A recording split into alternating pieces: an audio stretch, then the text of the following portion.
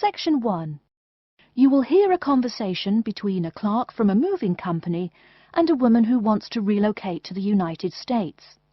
First, you have some time to look at questions 1 to 6.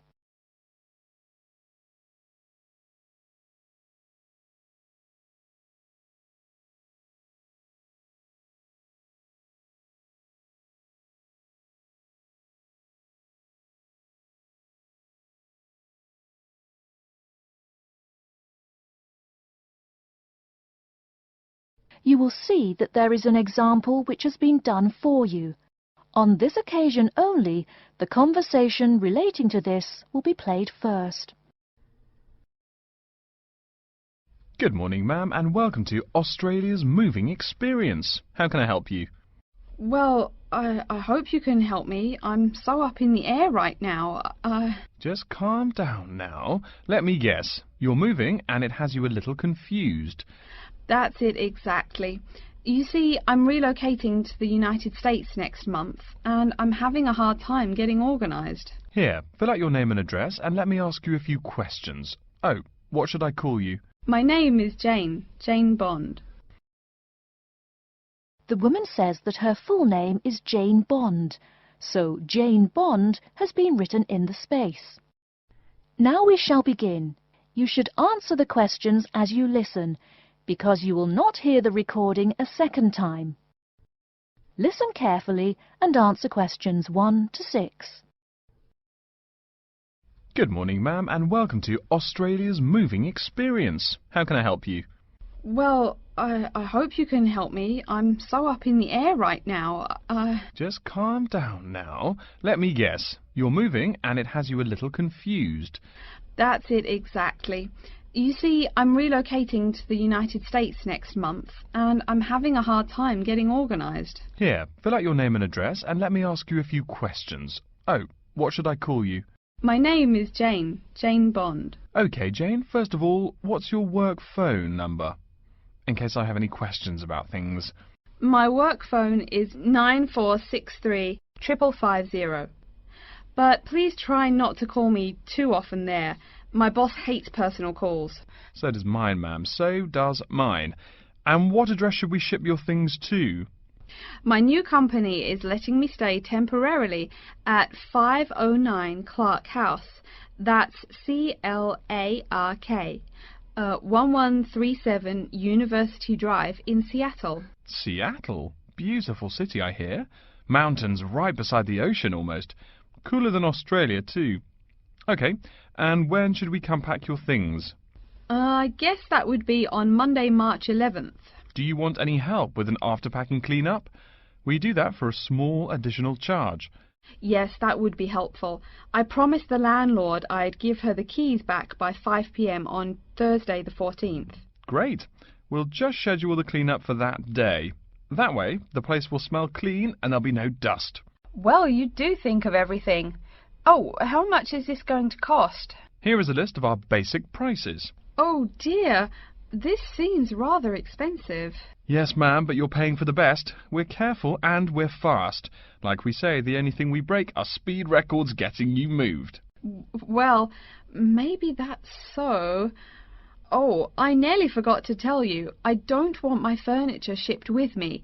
I won't be looking for an apartment till after I arrive in America.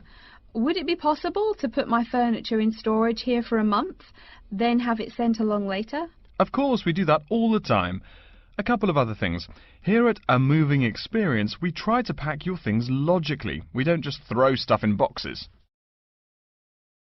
Before you hear the rest of the conversation, you have some time to look at questions 7 to 10.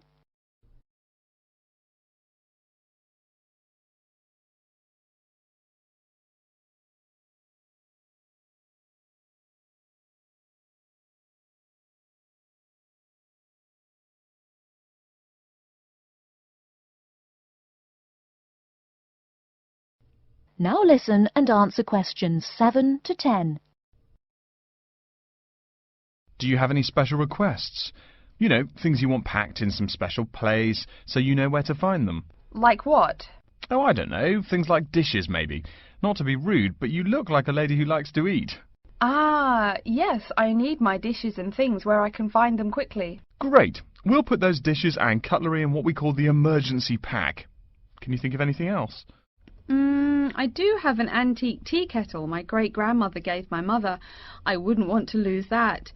So I guess you'd better put that in storage with the furniture. Grandma's tea kettle with the furniture. Got it. Say, how about things like your alarm clock? You don't want to miss your plane on the big day, right? Well, you certainly think of everything. Yes, that's right. I'll also need my alarm clock where I can find it. Fine, we'll put that in your personal package. And of course, we'll give you a list of where we pack everything. So all you'll have to do on Thursday the 14th is grab your luggage on your way out the door. I couldn't help noticing the new CD player you're carrying. Is that a Samsung? Why, yes it is. One of their best. Cost me nearly $100, it did. Do you want to take special care of it? I mean, it's brand new. Take care of it, but nothing special. You can just put it in storage with the furniture. That looks like everything we need here. I guess you're all set. That was certainly quick. Thank you, young man. This has been a most moving experience. That is the end of section 1. You now have half a minute to check your answers.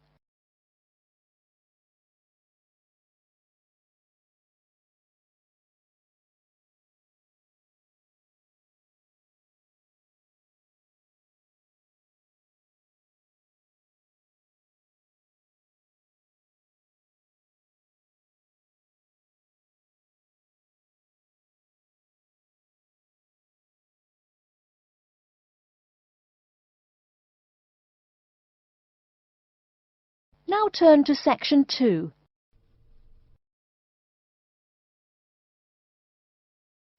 Section 2. Good morning, everyone. I'm John Smith, the General Practitioner of London Fields Medical Centre, and I'm very glad to give you a brief introduction about our practice and some suggestions about how to see a doctor here. Our receptionists are usually the first point of contact and are here to help you. They have a lot of information to hand, and in most cases will be able to help you with your inquiry, ensuring you see the most appropriate clinician. Okay, right.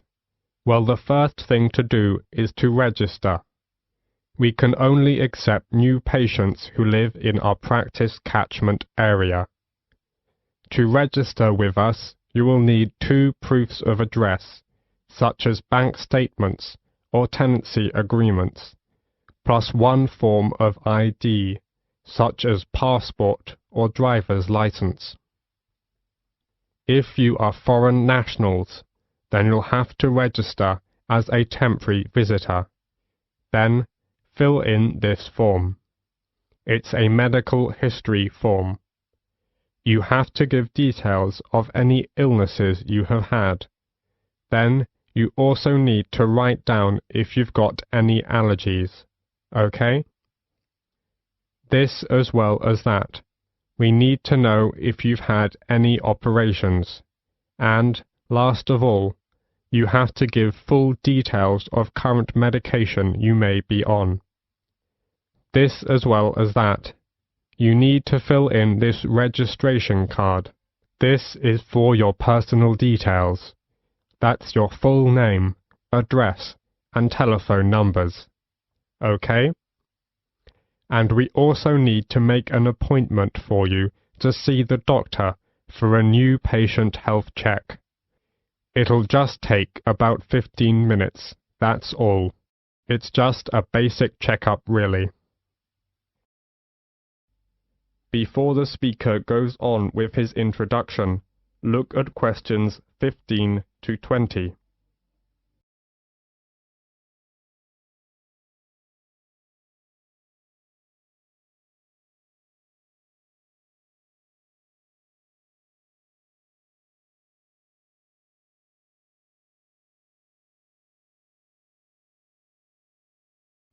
Now listen to the continued talk and answer questions 15 to 20 by choosing the appropriate letters. Okay, then. Let me tell you something about the health centre. We have 5 GPs here, general practitioners. We also have a practice nurse who looks after minor injuries. She can also administer some treatments. We also have a chiropodist. That's a foot specialist. She's private, which means you have to pay for the service, unless you're over 65. If you want to see a doctor, you have to make an appointment first. Please call our main switchboard number on 0207 923 8100 to book an appointment at either our main practice or one of our branch surgeries. You can also email for an appointment on londonfieldsmedical@nhs.net. Urgent cases are seen on the day. If your condition is non-urgent, you can expect to see a GP within 2 working days, though you may have to wait longer if you want to see a particular GP. If it's an emergency, you'd better come straight here to the centre. One of the doctors can usually see you. Or you can go to the emergency department at the hospital in town. If you are very sick, you can ask for a home visit as well. On Friday afternoons, we have an open surgery, which means you can come along and just wait to see a doctor. But you may have to wait for several hours, so it's much better to make an appointment and come at the specified time. Usually, when you see a doctor, you'll be given a prescription for medicine which you need to take, or you can choose to go to a pharmacist in a chemist's shop. If the doctor decides that you will need the medication for a long time, you will be given a repeat prescription form. This allows you to get a further supply without seeing the doctor again. You simply leave the repeat form here a few days before you need it. Then you pick up the medication at the chemist's. Oh, you may wonder how much this all costs. Well, there is no charge for seeing a doctor. You can make an appointment any time to see one of our doctors, and it will not cost you anything for the consultation. However, you need to pay for the prescription, and the cost varies with the medicine, but it's usually just a few pounds. Nevertheless, in some situations, such as pregnancy, the prescription is then free. All right, do you have any other questions? That is the end of section 2. You will have half a minute to check your answers.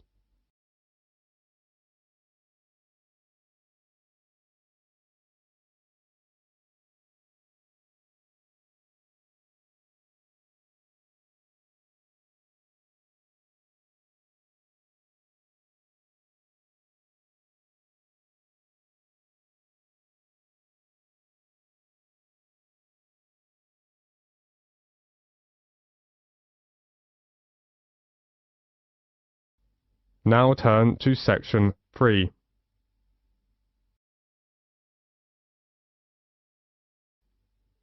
In a moment, you are going to hear a conversation between a professor and his student Alicia. As you listen, answer questions 21 to 30. First, you have some time to look at questions 21 to 30.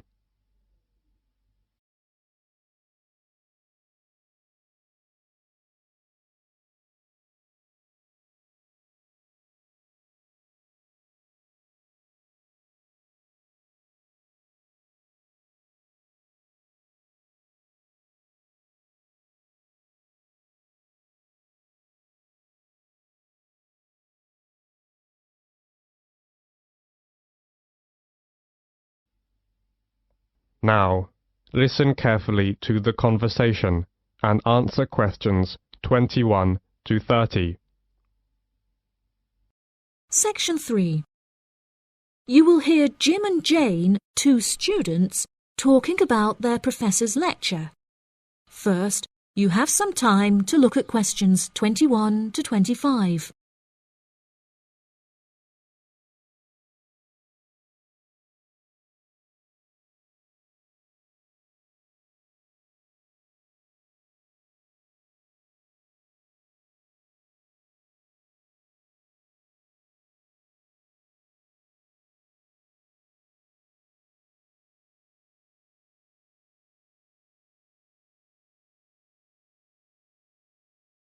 Now listen carefully and answer questions 21 to 25.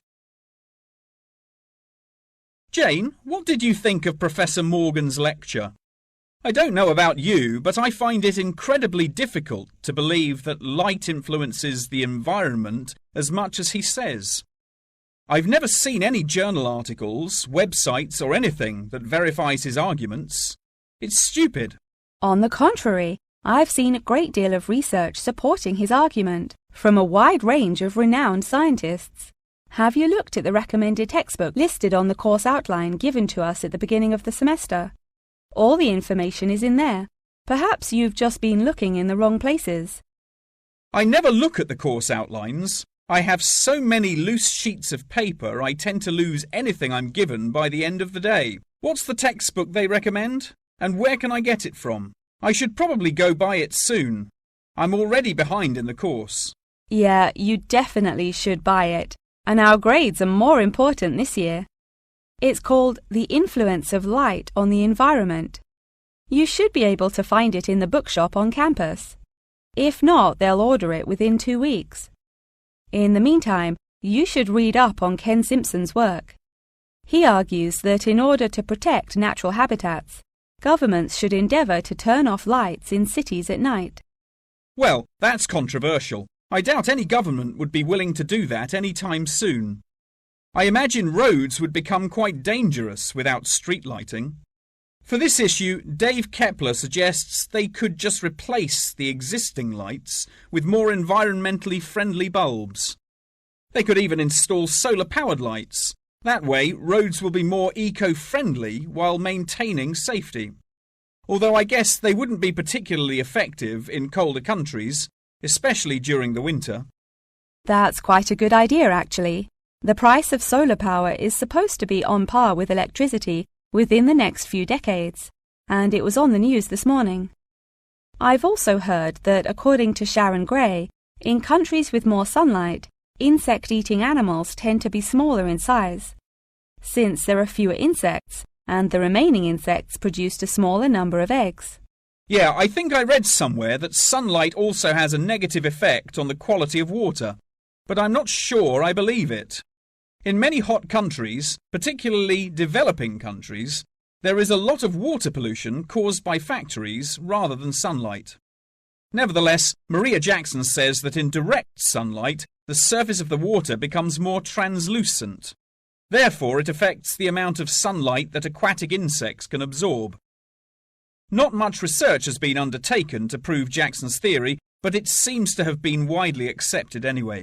I've never heard of that. I'll have to look it up on Google. The only other theory I've studied is Barbara Swallow's study on how declined insect population adversely affects the frog population. Not that I'm complaining. I hate insects, especially spiders. You have arachnophobia? I never would have guessed. Didn't your brother have a pet black widow spider? Yes, he did, and I hated it. It escaped from its cage once, and we never found it. I had nightmares for months. Before you hear the rest of the conversation, you have some time to look at questions 26 to 30.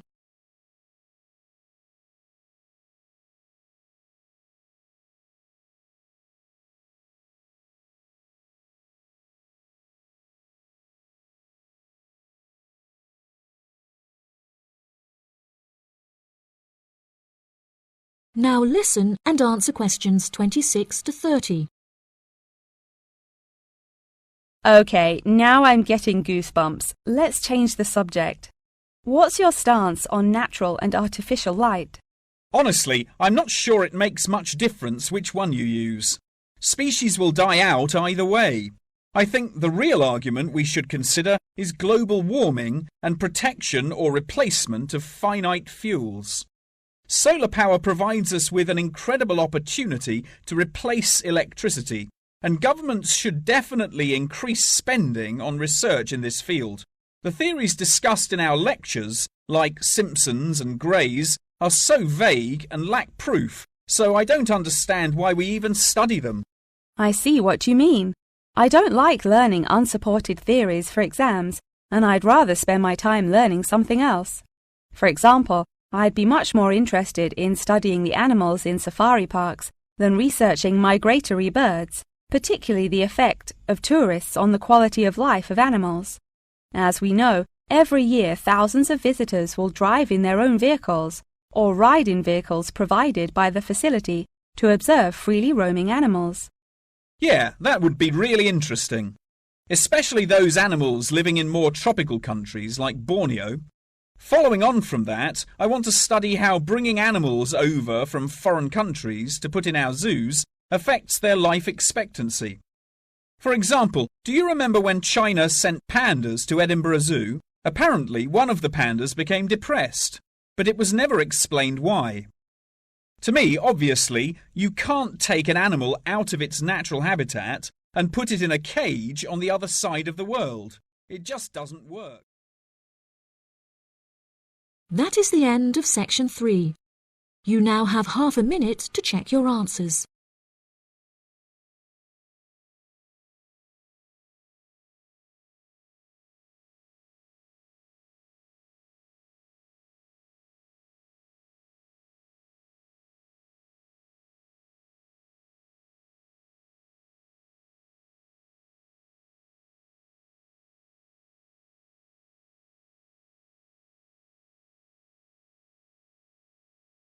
Now turn to section 4. Section 4. You will hear an introduction about the curriculum and facilities of Wassamata University. First, you have some time to look at questions 31 to 40.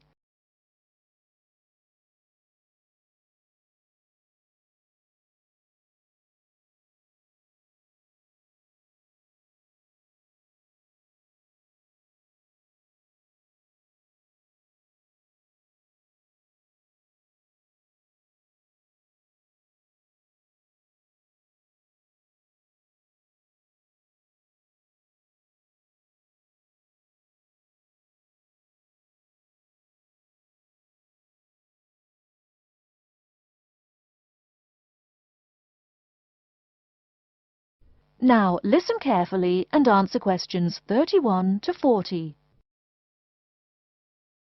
Okay, and welcome back. During the short break we just took, several of you approached me with questions. So before going on with the orientation talk, I'd like to address those queries. As I found, if one person asks a question, probably a dozen others are wondering about the same thing. The first question is whether Wassamata University employs modules technology as an instruction method. The answer is yes, we do. At least that's what the university catalogue says. If some of you don't understand what modules technology is, don't worry. I googled the word but couldn't find it. Apparently though, it's a method of broadband wireless access. At least that's what an American company's website told me. But again, don't worry. If you need to know something more, your professor can tell you. Another question someone asked me was what tomorrow's workshop on research methods and skills was about.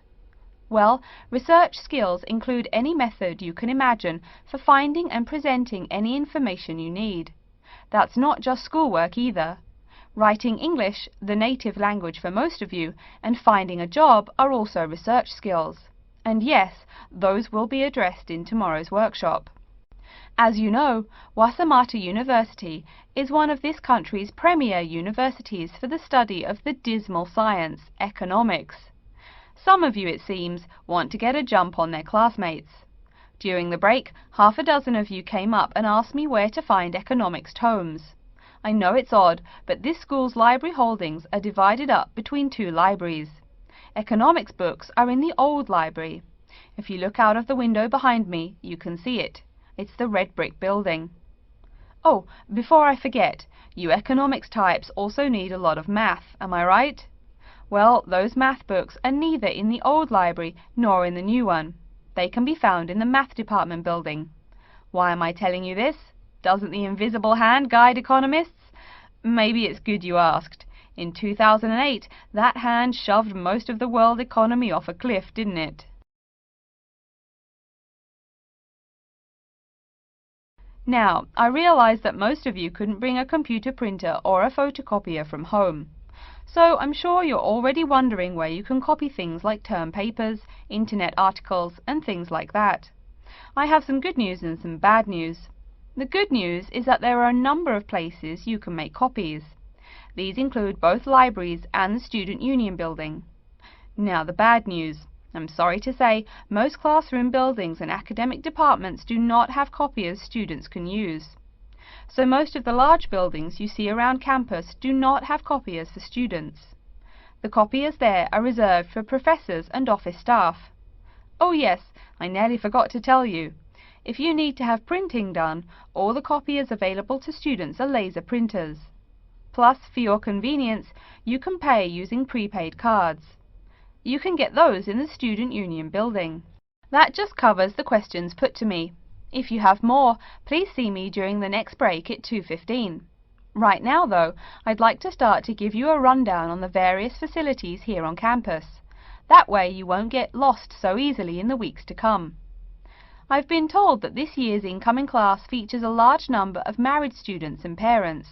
So you must be wondering where to put the baby while you're in class. Okay, right now we're in the Student Union building, right? Remember the big doors in front where you all came in? If you go out of the building, you can see the nursery is just on the other side of this building. It's only about 20 meters away. Convenient, eh? Next, we're all from different places around the country. Some of you are from other countries. That means we're pretty likely to get sick during the first months of school as we expose each other to many new viruses. So where's the doctor? Of course, you need to find the Medical Services Centre, which is on the right as you leave the building. Remember, that's the second building on the right. And if you look out of that window, you can see a lot of antenna and satellite dishes on the roof. So that's what we call the Media Centre. Yeah, I know, I think it's confusing too. The Media Centre is next to the Medical Centre. The chairwoman of the journalism school on the first floor doesn't like it when people who wander in there mistake her for a nurse. Chances are you'll have at least one math class while you're here. That red building there, just outside to the left, is the math department building. I know, it looks about as old as the subject of math, but I assure you that the inside is equipped with state-of-the-art classroom equipment, including interactive chalkboards and surround sound in every room. Oh, can you see the back building there? Yes, behind the Media Centre. Quite new, isn't it? That's the new library, just decorated. They're back to back, you might say. If you look just to the left of it at the lower, older-looking building, you'll find the old library. It's nice and quiet, perfect for those marathon study sessions during exam week. Since the weather is so nice, why don't we stop looking at our maps, but go for a walk around the campus? That is the end of section 4. You now have half a minute to check your answers.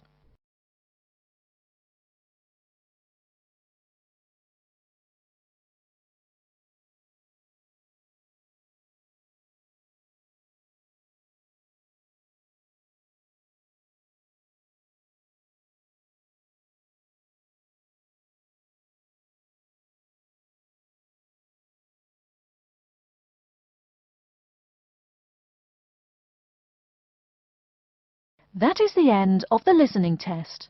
In the IELTS test, you will now have 10 minutes to transfer your answers to an answer sheet.